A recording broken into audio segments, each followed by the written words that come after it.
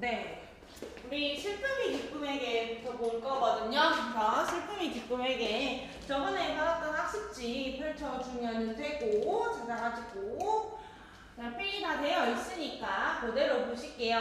일단은 그 뒤에 넘어와서 해제되어 있는 것부터 먼저 볼 거거든요. 해제되어 있는 거 펼쳐주시고, 이 작품에서 좀 신경을 쓸 만한 부분을 먼저 체크하고 보시겠습니다. 일단은 이 시는 작품 제목에서 슬픔이 기쁨에게 라고 되어 있잖아요. 근데 슬픔이 기쁨이라는 대상한테 말을 건네는 방식으로 되어 있습니다. 그래서 이 작품 전체적으로 말을 건네는 방식으로 되어 있다 하는 거 꼭 기억하셔야 되고, 그렇기 때문에 지금 여기에서 이 슬픔이 화자가 되게 되고요. 그 다음에 여기에 있는 기쁨이 청자가 되게 되겠죠. 그래서 작품 전체적으로 표면적 청자가 들어간다라고 이야기를 할 수가 있겠죠. 청자나 화자가 표면적으로 직접적으로 드러나고 있는 게 되게 되고요. 소외된 사람들에게 무관심한 존재로 되어 있습니다. 여기에 있는 기쁨은. 그 다음에 여기에 있는 그래서 슬픔은 사랑보다 소중한 존재이고, 그 다음에 이런 사람들, 힘든 사람들의 아픔을 이해하고 그들을 위로해 줄 줄 아는 사람이 되게 된다. 그래서 결과적으로 이 작품은 가난과 소외로 인해 힘겹게 살아가는 사람들에 대한 관심과 애정을 촉구하는 작품이 되게 되겠습니다. 그래서 전체적으로 큰 틀을 한번 생각을 하고 지금 처음부터 같이 보실게요. 작품으로 돌아오셔서 보시게 되면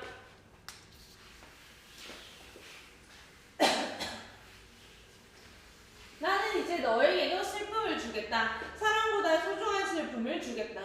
겨울밤 거리에서 귤 몇 개 넣고 살아온 추위와 떨고 있는 할머니에게 귤값을 깎으면서 기뻐하던 너를 위하여 나는 슬픔의 평등한 얼굴을 보여주겠다라고 하고 있는데, 보시면요, 일단 여기는 화자가 드러나지 나라고 해가지고 슬픔이라고, 그 다음에 너라고 해가지고 청자도 드러납니다. 여기서 기쁨을 가리키게 되고요. 이런 나가 이제 너에게 슬픔을 주겠다라고 이야기를 하는데, 작품 전체적으로 말하고자 하는 바가 뭐라고요? 소외된 사람들에 대한 관심과 애정을 촉구하는 거라고 이야기를 했잖아요. 그래서 여기는 슬픔이 기쁨에게 주겠다라고 하는 이 슬픔은 소외된 이웃들에 대한 따뜻한 마음이 되게 됩니다. 그리고 사랑보다 소중한 슬픔이라고 하는데, 기억하실 게 지금 요 구절이 역설적인 표현이 되게 됩니다. 왜냐하면 우리가 일반적으로 생각을 했을 때 슬픔은 부정적이고 그 다음에 사랑은 긍정적인 걸로 많이 생각을 하게 되는데, 여기에서는 슬픔이 이러한 사랑보다 훨씬 더 중요한 존재다라고 해가지고 이걸 바꿔 넣은 거잖아요. 그래서 이 작품에서는 이러한 모순이 드러난다라고 해가지고 역설적인 표현이 되게 되고, 그 다음에 오히려 슬픔의 힘을 강조하는 효과가 되겠죠. 그만큼 여기에서 이 소외된 이웃에 대한 관심과 애정이 되게 소중한 거야, 중요한 거야. 겨울밤 거리에서 귤 몇 개 넣고, 그냥 추위도 아니에요. 살아온 추위와 떨고 있는 이라고 이야기를 하고 있거든. 그러니까 여기 있는 이 추위에 떨고 있는 할머니는 그냥 추운 정도가 아니라 이때까지 힘들게 살아온 사람들을 전부 다 지칭을 하게 될 거고, 그래서 살면서 겪은 고난과 시련을 이야기를 하게 되는 건 겁니다. 그래서 여기는 할머니가 뭐를 상징한다? 사회적 약자나 소외된 이웃을 상징한다 라고 이야기를 하는 거죠. 하지만 이러한 사회적 약자인 할머니에게 귤값을 깎으면서 기뻐하던 이러한 기쁨을 위해서라고 이야기를 하는데, 기쁨의 속성이 드러나게 됩니다. 어떤 속성? 힘들게 살고 있는 사람들을 이제 안타까워하거나 연민할 생각은 없고 오로지 내 사소한 이익을 더 추구하고 있는 모습인 거죠. 귤값을 그 와중에도 깎고 있는 모습. 그래서 이기적인 기쁨의 모습이 잘 드러나게 된다. 나는 그래서 이러한 기쁨을 위해서 슬픔의 평등한 얼굴을 보여주겠다라고 이야기를 합니다. 그러면 이러한 슬픔의 평등한 얼굴이라고 했을 때 이 슬픔 자체가 여기에서 소외된 이웃들에 대한 따뜻한 마음을 이야기를 한다라고 생각을 했을 때, 이 소외된 이웃들에 대한 따뜻한 마음과 그 사람들에 대해서 우리는 서로 평등하다라고 생각하는 인식을 이야기를 하게 될 거고, 기쁨은 이러한 인식이 없는 존재잖아요. 그래서 이 기쁨에게 슬픔이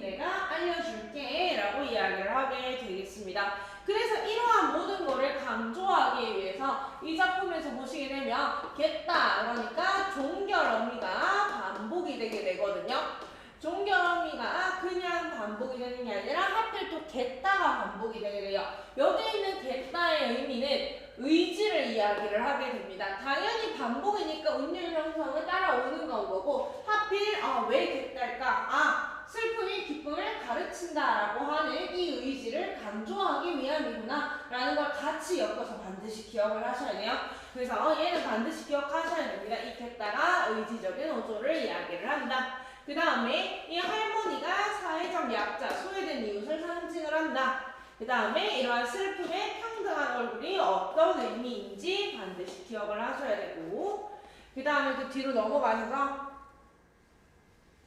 내가 어둠 속에서 너를 부를 때 단 한 번도 평등하게 웃어주질 않은 가만히에 덮인 동사자가 다시 얼어 죽을 때 가만히 한 장조차 덮어주지 않은 무관심한 너의 사랑을 위해 흘릴 줄 모르는 너의 눈물을 위해 나는 이제 너에게도 기다림을 주겠다. 이 세상에 내리던 한방눈을 멈추겠다 라고 하는데 앞에서는 할머니였고요. 그 다음에 1화가 이제 내가 어둠 속에서 너를 불렀어. 근데 우리가 시에서 보통 어둠이라고 하면은 상징하는 이미지가 약간 부정적인 게 되게 되잖아요. 그래서 여기에서도 하자가 부정적인 상황에 처해 있을 때 내가 너를 불렀어. 나 좀 도와줘 라고 이야기를 하면서 그런데 여기 있는 기쁨 그러니까 청자인 너는 단 한 번도 나를 평등하게 웃어준 적이 없다라고 이야기합니다. 그러니까 내가 힘들 때 이 친구도 굉장히 이기적인 친구이기 때문에 나를 한 번도 도와준 적이 없다라는 의미가 되게 되겠죠.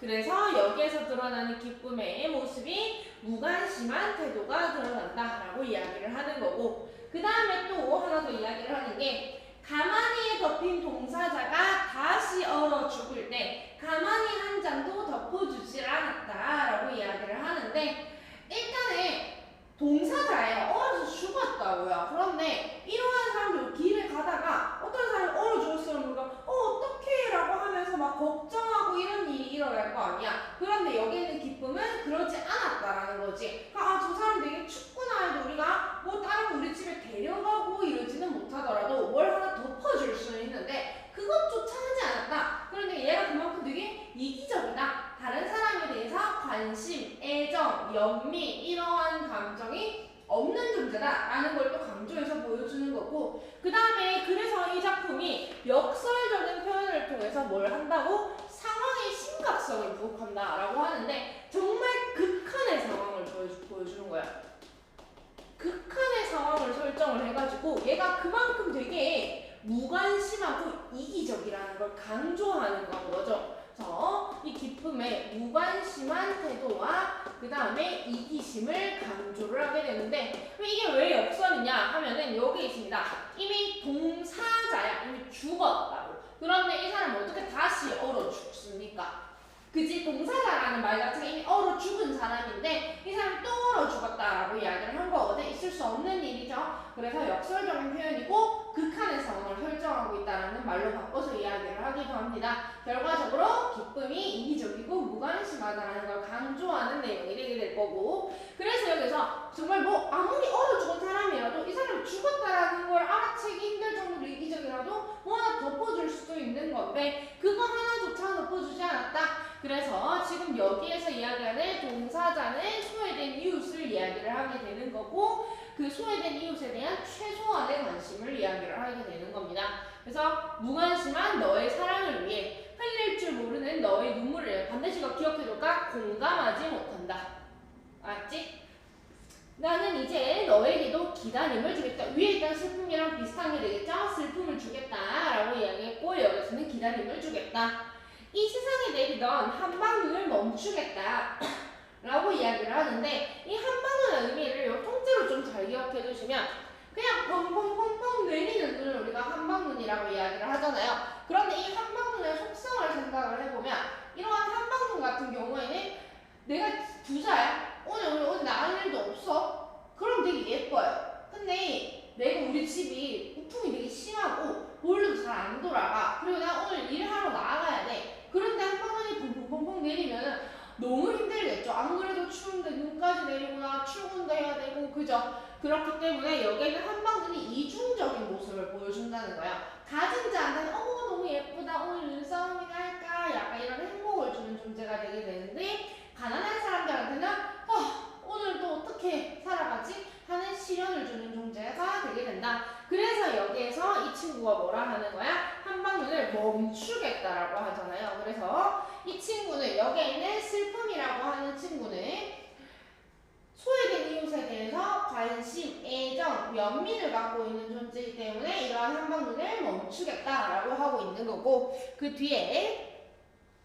보리밭에 내리던 봄눈을 데리고 추워 떠는 사람들의 슬픔에게 다녀와서 눈 그친 눈길을 너와 함께 걷겠다. 슬픔의 힘에 대해 이야기를 하며 기다림의 슬픔까지 걸어가겠다라고 하는데 여기는 한방눈과 봄눈이 같은 눈이지만 이미지가 완전히 다릅니다. 꼭 기억할까요? 일단 여기 뒤에 말하는 것부터 달라. 여기선 데리고 가겠다잖아. 심지어 어디에서 왔는데 보리밭에 내리던 봄눈을 내가 데리고 어디로 갈 거야? 추위에 떠는 사람들한테 갔다 오겠다라고 하겠지? 그럼 얘는 멈추는 거고 얘는 소중하니 좋은 거니까 데리고 가는 거고 그래서 여기에 있는 봄눈이 의미하는 바는 화자가 소외된 사람들에 대해서 애정을 가지고 있는 모습이 상징적으로 잘 드러나는 거고요. 그래서 추워 떠는 사람들 역시나 소외된 이웃을 이야기를 하게 되겠죠. 눈이 그친 눈길을 너와 함께 걷겠다. 슬픔의 힘에 대한 이야기를 하며 기다림의 슬픔까지 걸어가겠다라고 하는데 눈이 그친 눈길을 여기는 기쁨과 함께 걷겠다라고 하거든요. 그래서 얘는 이러한 기쁨이 이기적인 태도를 버릴 때까지 최선을 다하겠다라고 하고 있는 거예요. 나는 너를 포기하지 않을 거야. 너가 다른 사람에 대해서 공감하고 연민할 수 있게 될 때까지 노력을 다할게. 슬픔의 힘에 대한 이야기를 하면서 그때까지 걸어가겠다. 마지막까지 여기에 있는 슬픔의 의지적인 표현이 잘 드러나게 되겠습니다. 그래서 그 뒤에 정리하면서 보시면은 그 뒤에 넘어가서 핵심 정리하고 확인해 보시면은 작품의 특징 반드시 이 작품에서 의나 그 다음에 말 건네는 방식 그 다음에 하나 기억할 게 얘입니다. 추상적인 개념을 의나에서 표현을 했거든요. 추상적인 개념이 뭐가 되겠어요?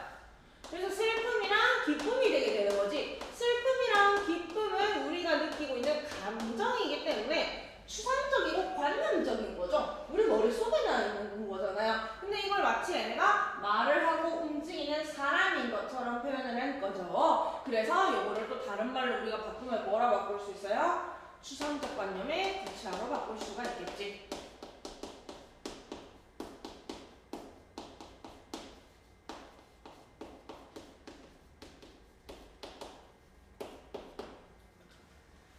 낯설게 하기 기법을 사용해서 신선한 느낌을 부여하고 있다라고 하는데 이게 무슨 말이냐면 낯설게 하기는 말 그대로 우리가 뻔히 생각하는 걸 뒤집어 엎는 걸 이야기를 하는 거야. 말 그대로 독자가 되게 낯설게 느끼게끔 한다. 우리가 보통 기쁨이라는 게 더 좋고 그다음 슬픔이라는 게 좀 안 좋은 거 이렇게 생각을 하는 그 인식을 뒤집어 놓은 걸 이야기를 하게 됩니다.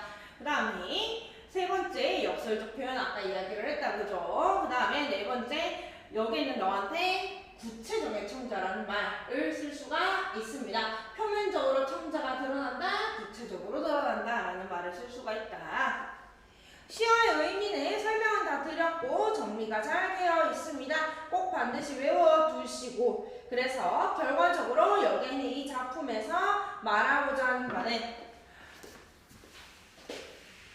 자신의 이익만 추구하고 소외된 사람들을 외면하던 너에게 진정한 슬픔의 가치를 깨닫게 하는 게 되게 됩니다. 그래서 반드시 주제랑 같이 엮어서 기억해 둡시다. 알았죠잉?